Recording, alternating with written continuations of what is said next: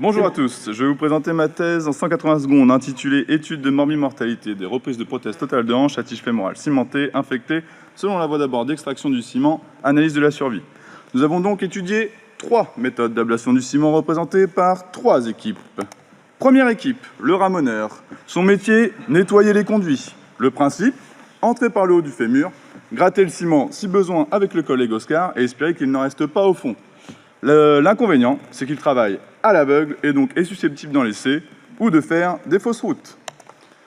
Deuxième équipe, là c'est Moïse. Lui, il ne fait pas les choses à moitié. Quand il voit un obstacle, il le fend en deux.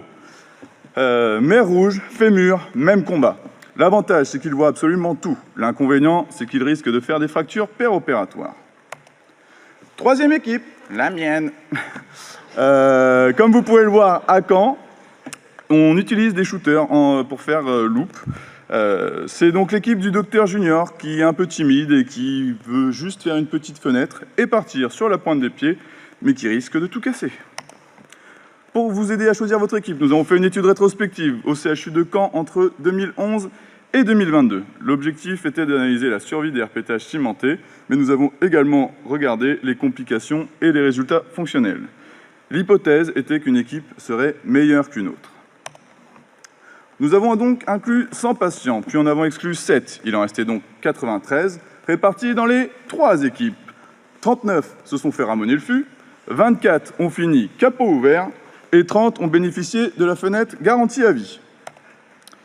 Le critère principal évaluant la survie était la survenue d'un échec qui était défini par une indication à réaliser une nouvelle chirurgie pour infection, par l'apparition d'une fistule, par la mise en place d'une antibiothérapie suppressive, ou par un décès imputable à la chirurgie. Repose en paix, Monique! Globalement, c'est Moïse qui présentait le moins de complications péropératoires. Il n'y avait pas de différence sur les complications post-opératoires. Mais mon équipe de menuisier réalisait dans le même temps une petite saignée non nécessaire, puisque les patients perdaient 1 point de plus d'hémoglobine en cas de fenêtre. Concernant la survie, aucune des 3 équipes n'a pu prendre les devants de manière significative. Cependant, il y avait un léger avantage non significatif pour les ramoneurs.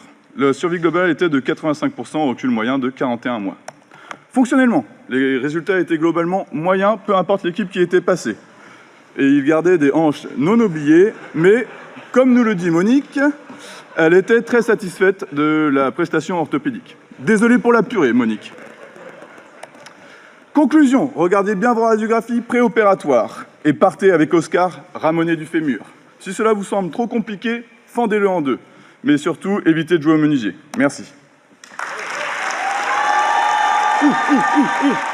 Some gave it. Bravo.